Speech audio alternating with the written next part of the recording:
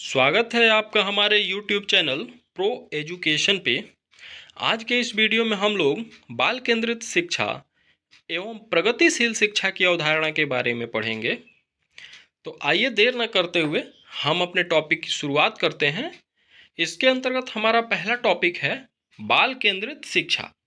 बाल केंद्रित शिक्षा उसे कहते हैं जिसमें शिक्षा का केंद्र बिंदु बालक होता है, यानी बालक को ध्यान में रखकर हमें शिक्षा प्रदान करना चाहिए। बाल केंद्रित शिक्षा में शिक्षा का केंद्र बिंदु बालक होता है। इसके अंतर्गत बालक की रुचि, प्रवृत्ति तथा क्षमताओं को ध्यान में रखते हुए शिक्षा प्रदान किया जाता है। इसमें व्यक्तिगत शिक्षण को महत्व दिया जाता है। इसमें बालक का व्यक्तित्व निरीक्षण और उसकी दैनिक कठिनाइयों को दूर करने की कोशिश किया जाता है, जिससे बालक को स्वावलंबी बनाकर उसमें स्वतंत्रता की भावना पैदा की जा सके। इसका मुख्य उद्देश्य होता है कि बालक को स्वावलंबी बनाना और उसमें स्वतंत्रता की भावना पैदा करना, जिससे कि वह अधिक से अधिक क्वेश्चंस को पूछने का प्रयास करे और अधिक से अधिक जिज्ञासु बने। बाल केंद्रित शिक्षा के उद्देश्य क्या होते हैं? बाल केंद्रित शिक्षा का उद्देश्य होता है, सबसे पहला उद्देश्य है बालक का चहुमुखी विकास, यानी बालक का चहुमुखी विकास होना चाहिए। बालक की प्रवृत्ति, रुचि एवं क्षमताओं के बारे में शिक्षक को जानकारी होना चाहिए।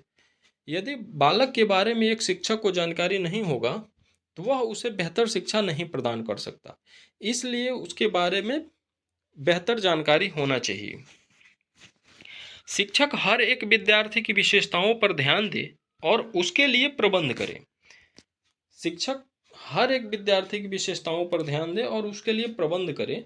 जॉन डीवी, जो एक मनोवैज्ञानिक हैं, इन्होंने बाल केंद्रित शिक्षा का समर्थन किया है।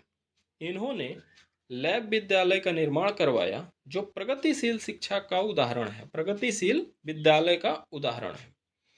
जॉन डीवी के अनुसार शिक्षा एक त्रिध्रुवीय प्रणाली है, जिसके अंतर्गत शिक्षक, बालक एवं पाठ्यक्रम आते हैं। तो यह एग्जाम में पूछा जाता है कि शिक्षक को त्रिध्रुवीय प्रणाली किसने बताया है? तो जॉन डीवी ने बताया है। गीजू भाई बधेका, इनसे भी संबंधित एग्जाम में प्रश्न पूछता है और ईवीएस में भी इनसे संबंधित बनता है कि गीजू भाई बधेका कौन है। तो गीजू भाई बधेका एक राइटर हैं जो बच्चों से संबंधित मजेदार कहानियां एवं पत्र पत्रिकाएं लिखा करते हैं। तो ध्यान रखिएगा, इसमें गीजू भाई बधेका ने बाल केंद्रित शिक्षा का समर्थन किया है और उन्होंने इससे संबंधित कई पुस्तकों तथा पत्रिकाओं का प्रकाशन भी किया है। बाल केंद्रित शिक्षा की विशेषताएं क्या होती है? तो इसमें सबसे पहली विशेषता है बालक को समझना। यदि बालक को समझते हैं, एक शिक्षक बालक को समझ लेता है, तो उसको आसानी से शिक्षा प्रदान किया जा सकता है। बालक के संबंध में शिक्षक को उसके व्यवहार के मूल आधार, आवश्यकता व मानसिक स्तर, रुचि, योग्यता, व्यक्तित्व आदि का विस्तृत ज्ञान होना चाहिए। शिक्षण विधि भी बहुत महत्वपूर्ण भूमिका निभाता है। शिक्षा शास्त्र से हमें यह पता चलता है कि बालक को क्या पढ़ाना है। देखिएगा, शिक्षा शास्त्र से यह पता चलता है कि बालक को क्या पढ़ाना है, परंतु उसको कैसे पढ़ाना है इसका पता हमें बाल मनोविज्ञान से चलता है, यानी विधि का पता हमें बाल मनोविज्ञान से चलता है। यहाँ देखेंगे, वास्तविक समस्या यह है कि उसे कैसे पढ़ाया जाए, जिसका समाधान बाल मनोविज्ञान से मिलता है।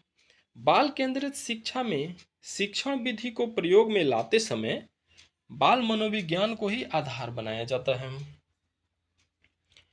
मूल्यांकन और परीक्षण, जिस तरह बालक को उचित विधि के द्वारा शिक्षा देना आवश्यक है, उसी प्रकार बालक के ज्ञान और विकास का मूल्यांकन भी जरूरी है।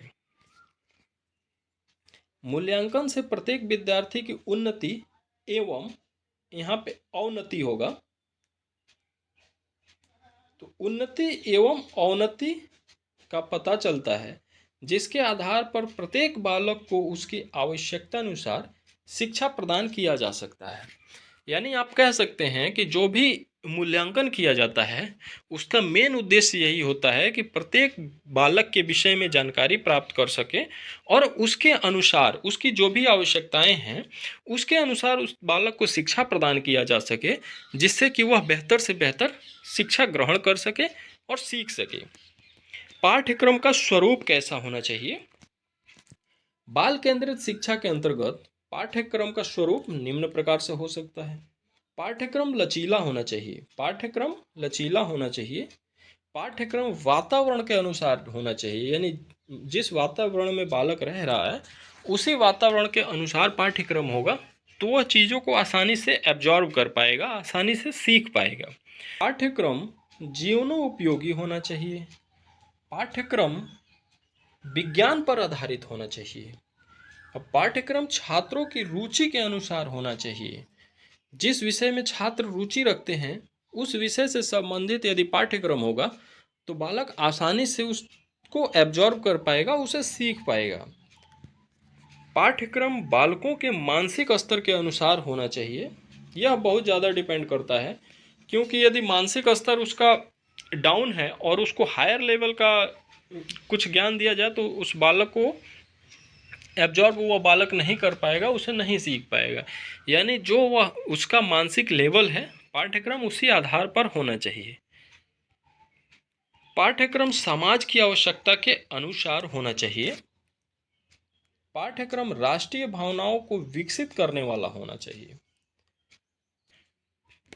प्राथमिक शिक्षा का सार्वभौमिकरण, इसके अंतर्गत देश के सभी बच्चों के लिए पहली से 8वीं कक्षा तक निःशुल्क और अनिवार्य शिक्षा का प्रावधान करने का उद्देश्य सुनिश्चित किया गया है।